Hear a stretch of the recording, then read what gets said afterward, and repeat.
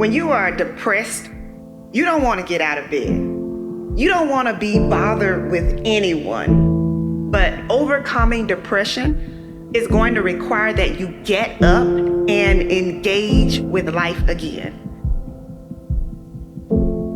When you are feeling down, the worst thing you can do is isolate yourself, because isolation actually intensifies sadness. So I recommend finding a distraction that will shift your energy.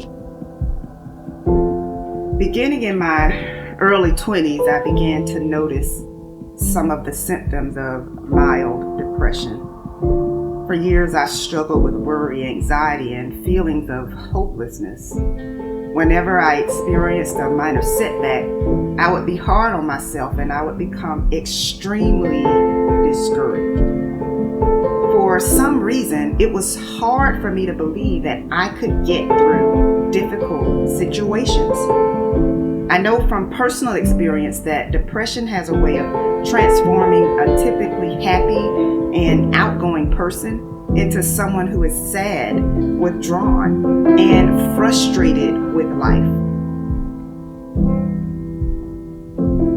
But my background and my expertise didn't stop me from encountering my own dark moments that even my family and close friends knew nothing about. And I didn't just feel down every now and then. I went through depression. I went through a persistent feeling of sadness and hopelessness. I lost interest in many of the things that I previously enjoyed, and I honestly felt like my family and friends would be better off without me. I felt like a failure. I felt insufficient. I felt like I couldn't take life anymore. And so I know what it feels like to not want to get out of bed. I know what it feels like to experience deep and distressing hurt that seems impossible to push through. I had pretended to be happy for so long that no one would have believed me if I told them that I was struggling with depression. But now that I'm on the other side of it, I'm glad I didn't forfeit all that I've been able to experience and accomplish. So while you might feel discouraged, you don't have to be discouraged, because brighter days are coming. Because I always felt alone in my battle, I didn't realize just how common depression was. I had no idea that 1 out of 10 people will experience depression during their lifetime. Do me a favor. Check on the people who are close to you. In most instances, the people who appear happy and appear strong are rarely asked how they are doing, because people assume their lives are perfect. You may not have considered this, but sometimes the person who is smiling every time you see them is privately battling depression.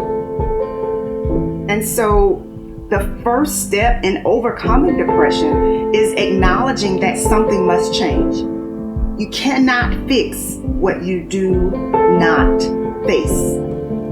Suppression, denial, and pretending that everything is okay is not going to help you feel better. Yes, you can fool everyone else, but you can't fool yourself. You can't fool the person in the mirror, the person that you look at every single day. And I get it.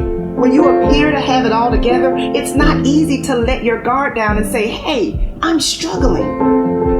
I remember wondering how it was that I could lift everyone else up, but when it came to my own situation, I felt hopeless. But my situation began to improve only when I had the courage to confront the fact that I was not as happy as I appeared to be. I was suppressing the wound of rejection. I was suppressing childhood trauma, and I was harboring anger. So let me say this: uprooting anger and bitterness is not an easy thing to do. But at the end of the day, holding on to it does impact your physical, emotional, and mental health. So I say today, let it go. Let it go. I knew that I couldn't